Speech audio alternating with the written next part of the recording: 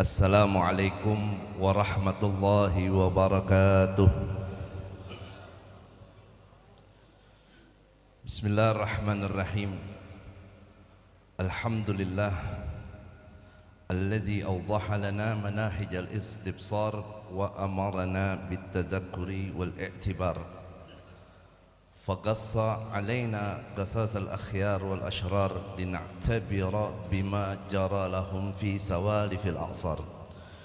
والصلاة والسلام على سيد البشر سيدنا وحبيبنا وشفيعنا وقرة أعيننا ومولانا محمد النبي المختار وعلى آله الأطهار وأصحابه الأخيار والتابعين لهم بإحسان إلى يوم المحشر. أما بعد، سبحانك لا علم لنا إلا ما علمتنا إنك أنت العليم الحكيم. فرب اشرح لي صدري ويسر لي أمري واحلل عقدة من لساني يفقه قولي.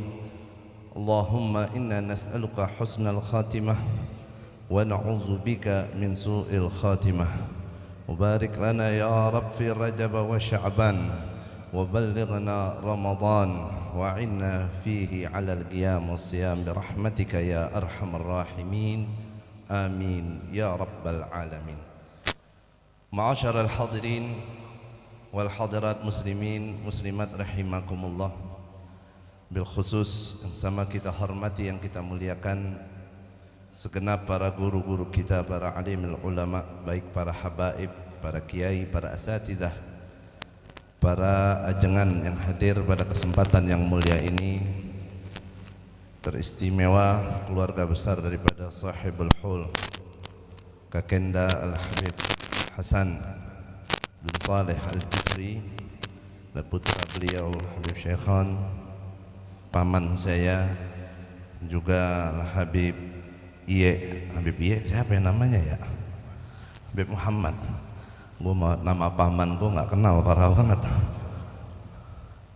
Juga guru kita yang baru saja tadi menyampaikan nasihat, Al-Habib Ahmad bin Zain Al-Kaf, Al-Habib Anis Barakbah, para habaib, kiai, asatidzah, sesepuh yang lain yang mohon maaf tidak fagir sebut namanya satu persatu, yang mudah-mudahan hadir dan kumpulnya kita di sini menjadi sebab Allah turunkan limpahan barakat dan rahmat pada kita. Semoga semua dosa-dosa kita diampuni oleh Allah Subhanahu wa taala. Allah berikan kita panjang umur, sehat wal afiah dalam taat, dalam ibadah, dan mudah-mudahan kita husnul khatimah. Amin ya rabbal alamin. Dan mudah-mudahan sahibul qaul khususnya Habib Hasan bin Saleh Al-Jufri, Allah yaghfir lahu warhamhu wa yu'li darajatihi fil jannah wa yataghashahu birrahmah wal maghfirah. Amin ya rabbal alamin. Ma'asyiral hadirin, jamaah yang dimuliakan Allah Subhanahu wa taala, pada kesempatan yang mulia ini tidak panjang lebar saya ingin mengingatkan diri saya dan kepada semua yang hadir di sini khususnya akan wasiat dan perintah Allah Subhanahu wa taala kepada kita semua segenap hamba-hambanya yang beriman. Dalam Al-Qur'an Allah Subhanahu wa taala berfirman, ya ayyuhalladzina amanu taqullaha haqqa tuqatih wa la tamutunna illa wa antum muslimun. Ya, ini ayat insyaallah sering kali kita dengar, khususnya buat kita kaum lelaki. InsyaAllah setiap khatib Jumat dalam khutbahnya tatkala berwasiat kepada kita untuk senantiasa bertakwa kepada Allah Subhanahu wa taala, hampir lazim mengutip daripada ayat ini. Allah berseru kepada kita semua hamba-hamba yang beriman, hai orang-orang yang beriman, bertakwalah kalian kepada Allah dengan sebaik-baiknya takwa. Sayyidil Imam Qutbil Irsyad wal Ghausil Ibad wal Bilad Al-Habib Abdullah bin Alawi Al-Haddad dalam kitab Nasahid Diniyah, beliau menjelaskan ketika Dalam ayat tadi Allah menyatakan ittaqullaha haqqa tuqatih, bertakwa kepada Allah dengan sebaik-baiknya takwa. Kata beliau, arti sebaik-baiknya takwa ayyuta fala yu'sa, ayyushkar fala yukfar, ayyudhkar fala yunsa. Apa sebaik-baiknya takwa itu? Yaitu mentaati Allah, tidak sekali-kali bermaksiat kepadanya. Kau bersyukur kepada Allah, tidak sekali-kali kufur akan nikmatnya, dan kau selalu mengingat Allah dan tidak sekali-kali untuk melupakannya. Ini 3 poin penting dalam kita bertakwa kepada Allah Subhanahu wa ta'ala.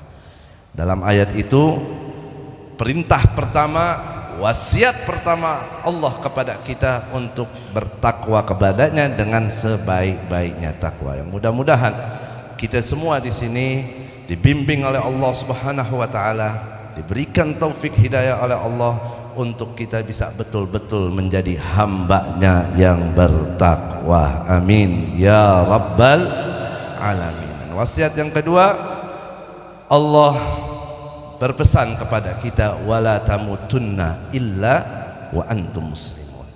Hadirin hadirat muslimin muslimat rahimakumullah. Allah pesan kepada kita semua untuk kita jangan sekali-kali mati. Mati apa meninggal ya? Mati apa meninggal? Meninggal ya. Lalu kalau sholat bacanya wa ma mati wa ma meninggal. Inna salati wa nusuki wa mahyaya wa mamati. Mau mati mau menimbal judulnya qaid ya. Dan jangan sekali-kali kau mati, kata Allah, melainkan kau adalah sebagai orang Islam. Alhamdulillah, nikmatul iman, nikmatul Islam Allah sudah sematkan pada kita. Allah berikan kepada kita semua. Kewajiban kita untuk mensyukuri nikmat itu dan menjaganya. Jangan sampai ketika nanti ajal kita tiba, kita tidak dalam keadaan Islam. Karena yang namanya mati cuma 1 kali. Kullu nafsin za'iqatul maut. Saat ini kita hadir daripada Al-Hul Al-Habib Hasan bin Saleh Al-Jufri. Beliau menjadi contoh buat kita semua yang masih ada di alam dunia ini, yang mana beliau sudah berhasil menjalankan apa yang diwasiatkan oleh Allah Subhanahu wa taala untuk tidak meninggalkan dunia ini kecuali dalam keadaan Islam. Maka setidaknya mereka-mereka yang sudah meninggal dunia dalam keadaan iman, dalam keadaan Islam, itu menjadi wa'idhah, menjadi contoh, menjadi qudwah buat kita semua yang masih hidup. Karena buat kita semua sekarang yang masih hidup tinggal nunggu giliran, tinggal nunggu waktu. Siapapun kita, pasti kita akan mati. Kullu nafsin za'iqatul maut. Enggak ada kita bisa menghindar, lari dari yang namanya kematian, mau berlindung dimanapun. Sebagaimana Allah tegaskan dalam Al-Quran, aynama takunu yudrikumul maut walau kuntum fi burujim musyayyadah. Dimanapun kalian berada, kematian akan mendapatkan kalian walaupun kalian berada di benteng yang tinggi, yang kokoh. Nariknya Allah Subhanahu wa ta'ala menyebut al-maut, kematian ini, di salah satu firman-Nya dengan kata al-yaqin. Kenapa? Karena yang namanya mati itu diyakini oleh setiap makhluk hidup. Yang yakin adanya mati ini bukan cuma orang Islam aja, hatta orang di luar Islam, orang kafir pun yakin adanya kematian. Bahkan binatang, hewan pun tahu kalau dia sekarang hidup dan dia bakalan mati. Allah Subhanahu wa taala berfirman, wa'bud rabbaka hatta ya'tiyakal yaqin, dan sembahlah Tuhanmu sampai datang padamu keyakinan. Al-yakin. Al-yakin di sini bukan keyakinan kata ulama. Al-yakin yaitu al-maut, kematian. Karena setelah kita mati, apa yang kita ragukan di alam dunia kita akan saksikan dengan terang benderang, dengan seyakin-yakinnya. Yang masih nggak percaya kalau pahala itu sampai kita hadiahkan kepada orang-orang yang sudah meninggal dunia di alam barzakh, nanti pas dia mati dia rasain, dia tahu sendiri. Ngelihat yang lain dikirimin pahala, dirinya kagak, dia yang bakal kesusahan, dia yang bakal rugi.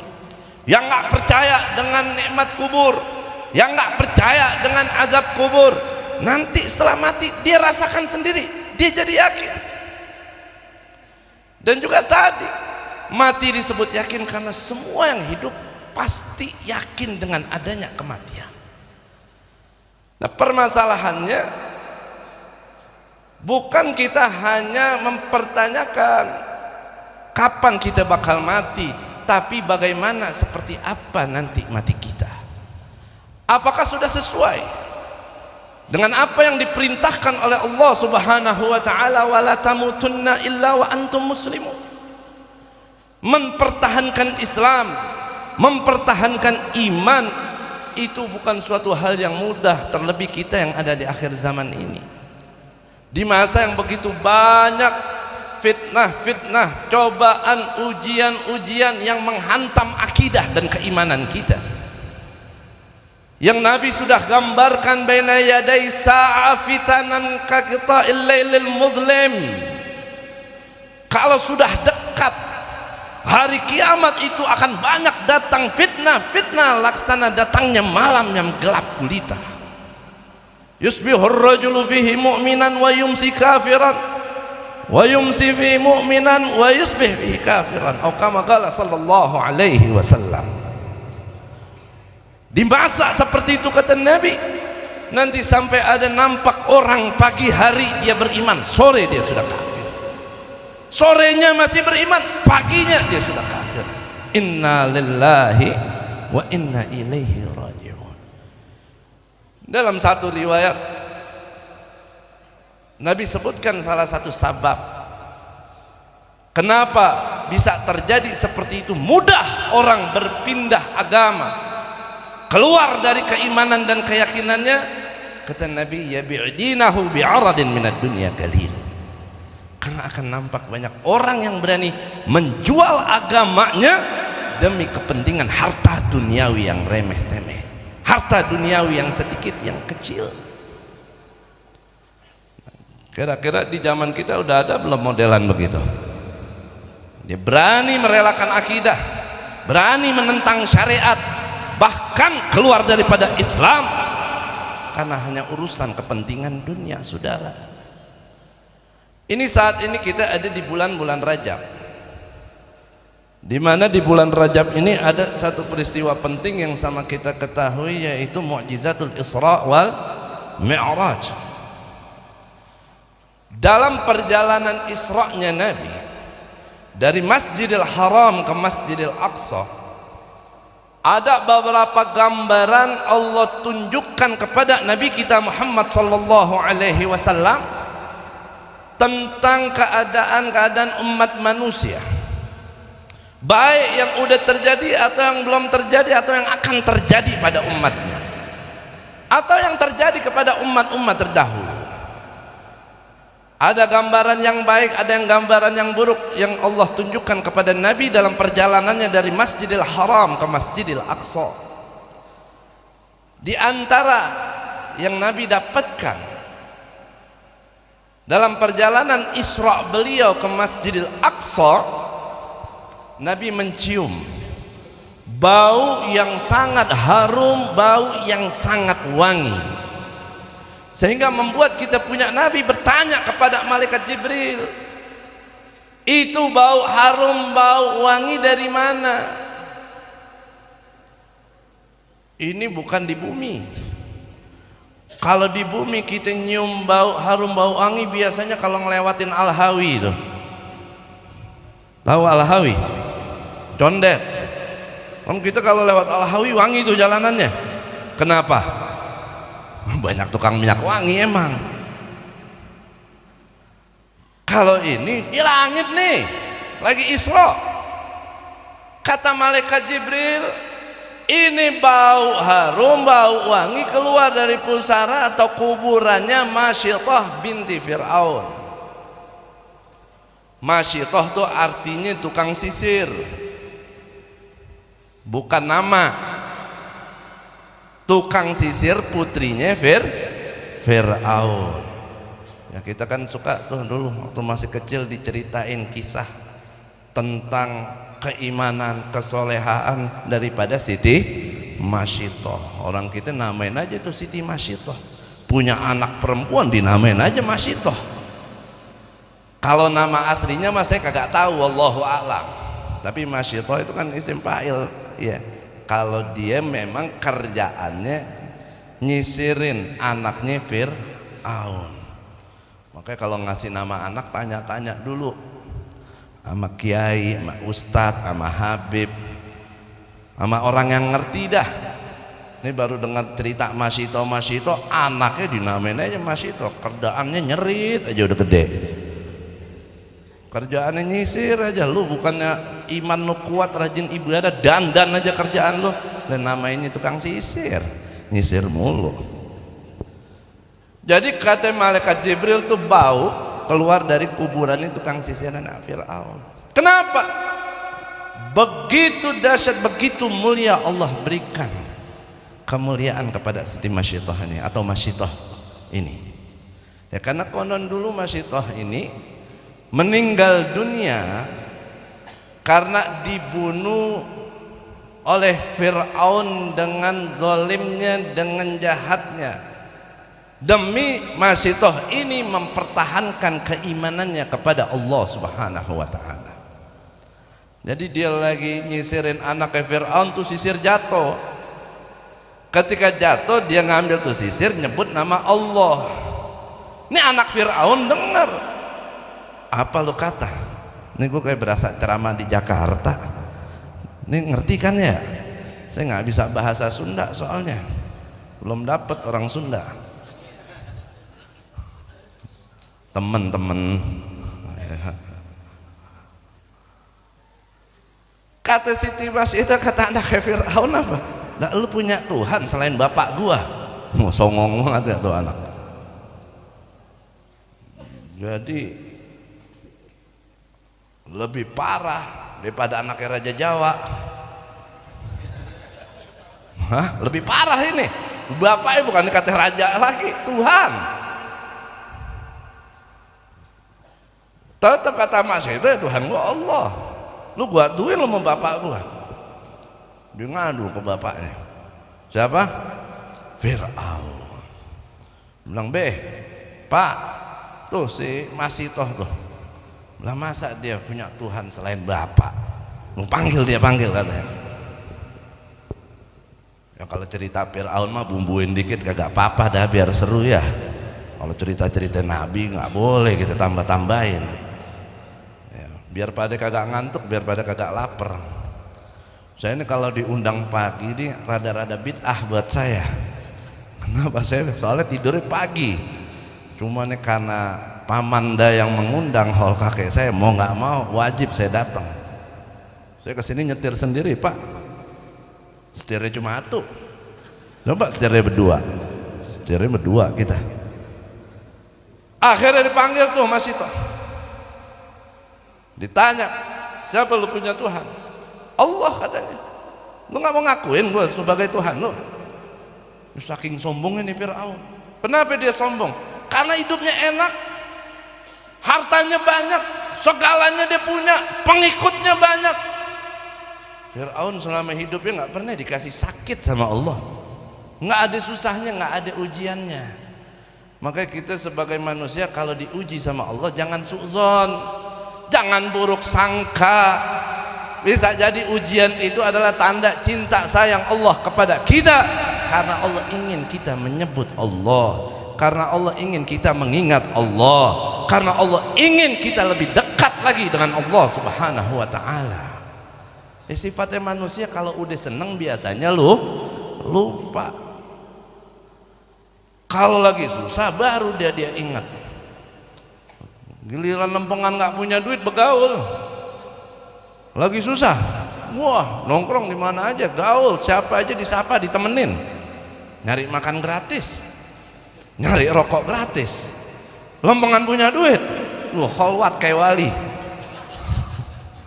Kagak ada yang tahu dirinya di mana. Udah buras lagi, dinongol lagi kadang tuh manusia. Kalau senang lupa. Tapi mudah-mudahan sini semua orang-orang yang senang, yang baik semua, yang barokah. Amin ya rabbal alamin. Gue lagi ngomong apa sampai lupa deh tuh. Oh si Mas itu tuh ya. Ya. Oh si Fir'aun, lagi ngomongin si Fir'aun nih. Kagak pernah sakit tuh. Makanya lu kalau nggak pernah sakit jangan sombong ya. Wah, gue mau dari kecil nggak pernah sakit kayak Fir'aun loh. Nabi aja pernah sakit, lu bangga kamu. Ya kalau dikasih sehat, alhamdulillah. Dikasih nikmat, alhamdulillah. Tapi jangan ujub, jangan sombong. Akhirnya kayak Fir'aun tuh, saking dia merasa punya segalanya, sampai Fir'aun menyatakan ana rabbukumul a'la. Gak main-main. Saya ini adalah Tuhan kalian yang maha tinggi. Tapi sehebat-hebatnya, sekuat-kuatnya, sedahsyat-dahsyatnya powernya si Fir'aun, hancur gak? Dibinasakan gak sama Allah? Dihinakan gak? Dihinakan. Ya apalagi yang kelemar. Ya arti yang namanya kezaliman gak bakal bisa bertahan selamanya. Sekuat sehebat apapun si zalim pasti akan dihancurkan dan dibinasakan oleh Allah. Siapapun itu dan dimanapun. Yang penting kita jangan zalim dan jangan bersama orang-orang zalim. Maka nggak salah dah kalau kita ada di belakang imam besar kita Habib Rizik bin Syihab. Kita doakan beliau beserta rombongan yang dengan dalam safari dakwahnya lagi ke tempat-tempat bencana di Sumatera, di Aceh, mudah-mudahan beliau semua disehatkan oleh Allah Subhanahu wa taala, dikuatkan oleh Allah Subhanahu wa taala, diberkahi oleh Allah Subhanahu wa taala. Amin ya rabbal alamin. Akhirnya si Mas itu diancam sama Fir'aun. Lu kalau nggak ngakuin gue Tuhan lo, lu sekeluarga gue bunuh. Lakinya, anaknya, keluarga dikumpulin semua. Disiapin tuh jana besar, penggorengan besar, dipanasin. Ditanya lagi, mau nggak ngakuin Fir'aun ini sebagai Tuhannya? Tetap masih toh bertahan dengan imannya. Tetap dia mengakui Allah adalah sebagai Tuhannya. Lakinya dibunuh, anaknya dibunuh, digoreng hidup-hidup, disaksikan oleh Masyito, tapi tetap dia mempertahankan keyakinan dan imannya kepada Allah Subhanahu wa taala. Sampai terakhir tinggal dirinya dengan bayi yang baru lahir, yang masih orok, yang masih nyusu. Yang namanya ibu ada aja rasa rahmat dan ibanya kepada anaknya. Ketika diancam oleh Fir'aun, dia dan bayinya akan dibunuh, bukan masih toh luntur keimanannya, tapi dia punya rahmat, sayang dengan anaknya. Ini membuat dia gelisah, membuat dia galau. Ya Allah, nih anak masa baru lahir kudu mati, digoreng lagi, gimana ini ya?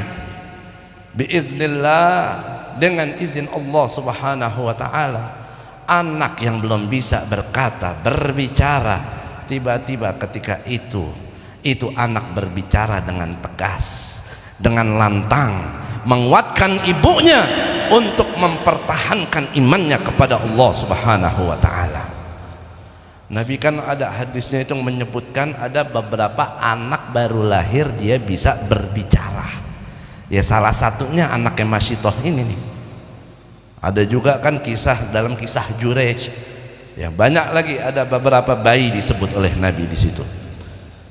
Akhirnya ini bayi ngomong, udah mak jangan takut, Allah ridho sama kita, pertahanin dah tuh iman. nggak usah mikirin saya, kita mati dalam keadaan ridha Allah Subhanahu wa taala. Tetap akhirnya Masyitah mempertahankan imannya kepada Allah sampai dirinya, anaknya, keluarganya semua dibunuh dengan keji oleh Fir'aun demi mempertahankan imannya kepada Allah Subhanallah.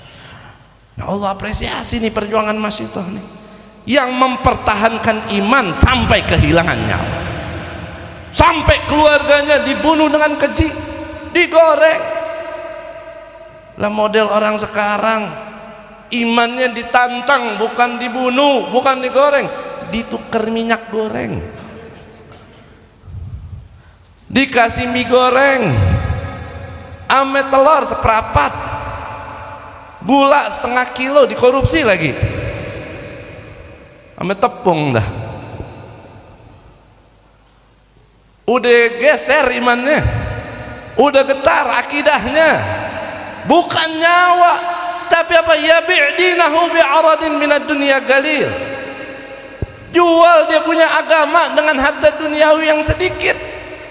Berarti kalau banyak boleh beb, lu mau banyak juga tetap kategori dunia sedikit, nggak sebanding dengan iman Islam yang Allah berikan kepada kita semua.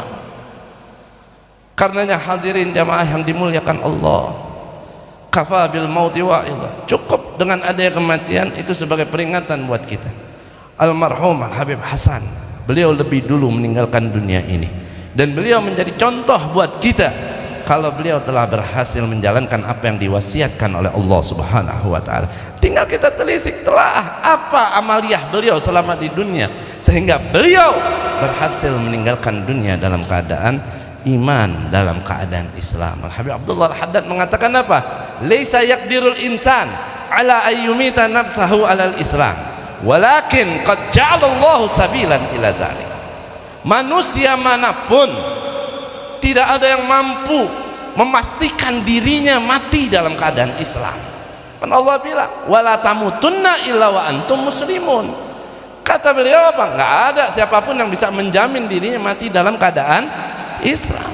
Biar kata kita rajin ibadah, nggak bisa kita mengklaim gue pasti mati dalam keadaan Islam, tenang-tenangan begitu, nggak ada yang bisa.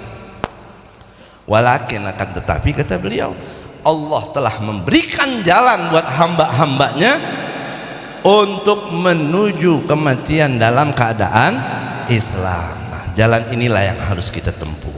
Nggak bisa kita berada di jalan ini kecuali dengan bimbingan para guru-guru kita.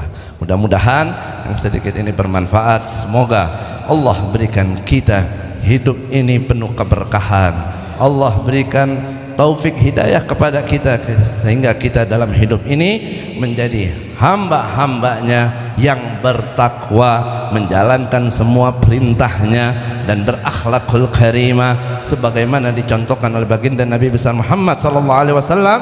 Dan semoga kita semua husnul khatimah, amin ya rabbal alamin. Assalamualaikum warahmatullahi wabarakatuh.